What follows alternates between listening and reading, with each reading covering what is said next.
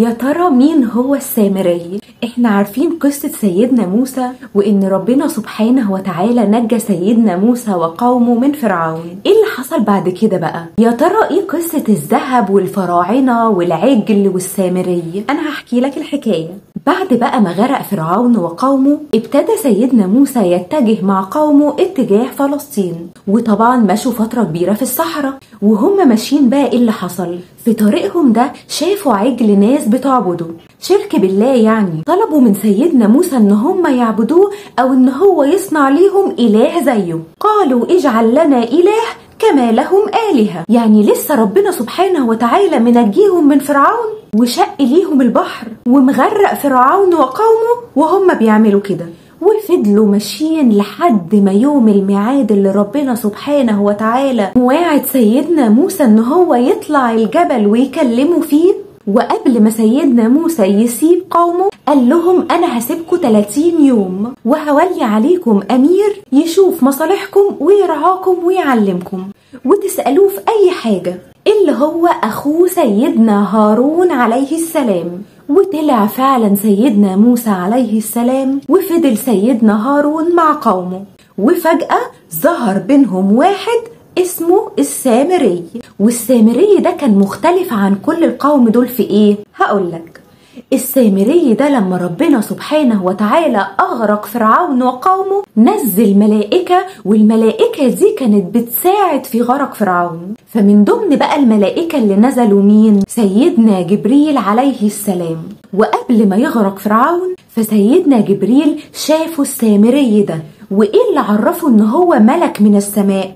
كان راكب فرس، وهو على فرسه كل ما يدوس على حتة في التراب تبقى زهرة. فهو الوحيد اللي شاف سيدنا جبريل عليه السلام دون الناس كلها. ودي طبعا فتنة من ربنا سبحانه وتعالى، لأن هو ليه حكمة في كل شيء. فراح السامري ده أخد شوية من أثر سيدنا جبريل اللي موجود في التراب وخلاه معاه. وكان السامري ده رجل خبيث جدا ومنافق يظهر الإيمان وفي داخله الكفر. وفي أقاويل إن هو اتولد في عصر سيدنا موسى وفي نفس السنة بتاعته، ولكن أمه خبته في كهف ونزل سيدنا جبريل يربيه. ساعتها بنو إسرائيل قوم سيدنا موسى وهم خارجين من مصر خدوا ذهب كتير جدا من فرعون وقومه معاهم. فلما طلع سيدنا موسى للقاء ربنا سبحانه وتعالى جالهم السامري ده وقال لهم انتوا عايزين تتخلصوا من الذهب ده وزر عظيم مش هتتخلصوا منه. وفعلا اخد الذهب المسروق ده وقال لهم انا دلوقتي هخلصكم منه، وسيح الذهب ده خالص. وبعد كده كونوا على شكل عجل اللي هو ابن البقر.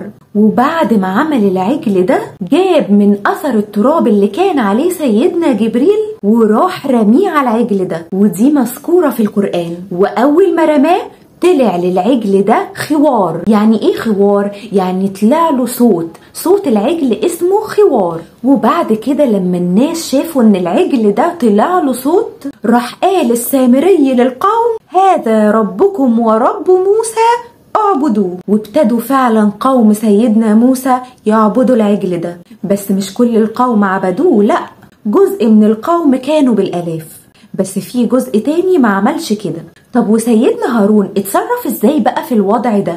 سيدنا هارون لما شاف السامري وشاف ان الناس فعلا ابتدت انها تعبد العجل ده ابتدى ان هو ينهاهم ويقول لهم ان ده شرك وحرام وكفر بالله، ولكن لم يستجيبوا له ابدا وكانوا هيقتلوه. فخاف سيدنا هارون ان هو يقوم الناس اللي ما عبدتش العجل ده على الناس اللي عبدت العجل فيحصل حرب وتحصل فتنة بين الطرفين. فقال سيدنا هارون عليه السلام ان هو ينتظر ان سيدنا موسى ينزل علشان ما يعملش فتنة وحرب ويفرق بين القوم. وانتظر لحد ما سيدنا موسى ينزل، وال30 يوم بقى 40 يوم. والناس اللي هي ما عبدتش العجل ابتدت تخاف وتقول اين موسى؟ جراله حاجة؟ وابتدوا ان الناس اللي هي بتعبد العجل تزيد اكتر. سيدنا موسى وقتها كان في خلوة مع الله سبحانه وتعالى، لان هو كليم الله وربنا سبحانه وتعالى كان بيعلمه حاجات تنفع القوم. وربنا سبحانه وتعالى يكلم سيدنا موسى، وسيدنا موسى يكتب على الألواح. فربنا قال لسيدنا موسى: وما أعجلك عن قومك يا موسى؟ فرد عليه سيدنا موسى وقال: قال هم أولئي على أثري، يعني هم الأولياء بتوعي اللي بيسمعوا كلامي وعلى أثري على دين التوحيد، وعجلت إليك ربي لترضى، وجيت جري بسرعة عشان ترضى عني. ربنا سبحانه وتعالى قال فإنا قد فتنا قومك من بعد وأضلهم السامري. أول ما ربنا سبحانه وتعالى قال كده غضب جدا جدا سيدنا موسى لله سبحانه وتعالى، ورمى الألواح اللي كان بيكتب فيها من شدة غضبه. إزاي يعملوا كده؟ ده ربنا سبحانه وتعالى شق أمامهم البحر، إزاي يسمعوا كلام السامري؟ وأين هارون؟ ونزل سيدنا موسى غضبان جدا أسفا على اللي عملوه قومه السامري. ولما نزل سيدنا موسى لقى فعلا ناس كتير جدا بس مش كلهم بيعبدوا العجل ده. وقال لهم سيدنا موسى: هو مش ربنا سبحانه وتعالى كان وعدكم على حاجة كويسة؟ ولا انتوا عايزين بعد ما ربنا عمل قدامكم معجزة عظيمة ان هو ينزل منه عذاب عظيم عليكم؟ فقالوا له: يا موسى احنا ما عملناش حاجة، ده مجرد الذهب اللي احنا سرقناه من فرعون وقومه، جايين نتخلص من الذنب والاسم ده، واللي شار علينا هو السامري وسيح الذهب ده وعمله على شكل عجل، وفجأة العجل ده طلع له صوت وقال لنا ان هو ده الاله وعبدناه. عرف بقى سيدنا موسى وقتها ان اللي عمل الكارثة دي كلها هو مين؟ هو السامري. فأول بقى ما سمع من القوم الكلام ده راح جري على أخوه هارون، وسيدنا موسى راح جري لأخوه هارون وقال له: إزاي تسمح بكده يا هارون وتسمح إن الناس يعبدوا ده؟ ومن شدة غضب سيدنا موسى مسك سيدنا هارون من لحيته ورأسه، وابتدى إن هو يكلمه هو ماسك بلحيته. فرد عليه سيدنا هارون وقال له: قال يا ابن أمة لا تأخذ بلحيتي ولا برأسي، إني خشيت أن تقول فرقت بين بني إسرائيل ولم ترقب قولي. خفت لأقوم دول اللي ما عبدوش العجل على اللي عبدوا العجل وفرق بين القوم.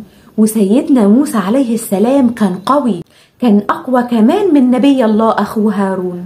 فقال له سيدنا هارون: القوم استضعفوني وكمان كانوا هيقتلوني، فما تشمتش فيا الأعداء. فغضب سيدنا موسى أكتر إن هم كمان استضعفوا أخوه، فراح جري للسامري وقال له: ما خطبك يا سامري؟ ليه سبت العهد اللي بيني وبينك على عدم الإشراك بالله سبحانه وتعالى وغويت القوم وانت سبب الفساد ده كله وخليت بني إسرائيل تشرك بالله سبحانه وتعالى؟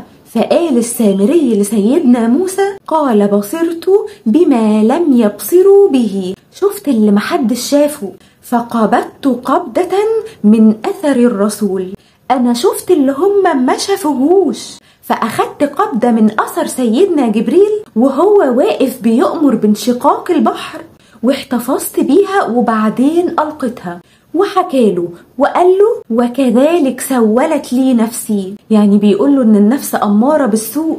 وأول ما اعترف السامري بالجريمة اللي عملها قال له سيدنا موسى: عقوبتك انك تسيبنا وتمشي، ومش كده وبس، ده انت لا هيمسك حد من الناس، هتفضل كده منبوذ لطول العمر، وليك معاد لن تخلفه، اللي هو عقاب ربنا سبحانه وتعالى في الآخرة. طب عقوبة الناس بقى اللي عبدوا العجل كانت ايه؟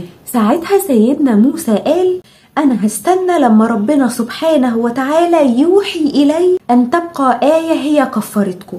فربنا سبحانه وتعالى نزل العقوبة على الناس اللي عبدوا العجل ساعتها بإن هم يقتلوا أنفسهم، وفعلا نفذوا الناس اللي عبدوا العجل وقتها العقوبة اللي ربنا سبحانه وتعالى نزلها عشان يتوبوا لربنا سبحانه وتعالى. وبعد شوية رجع سيدنا موسى يدور على الألواح اللي رماها وقتها، اللي هي فيها حاجات هتهدي القوم وتفيدهم من تعاليم ربنا سبحانه وتعالى لسيدنا موسى. وبس كده، هي دي كانت قصة سيدنا موسى عليه السلام مع السامري. ولو عجبكم الفيديو ما تنسوش لايك على الفيديو ده، ولو لسه اول مره بتشوفوني ما تنسوش تعملوا سبسكرايب في القناه وتفعلوا زر الجرس عشان تشوف فيديوهاتي اول باول، وتعملوا شير لاصحابكم علشان يستفادوا هم كمان. واشوفكم باذن الله في فيديوهات تانية، والسلام عليكم.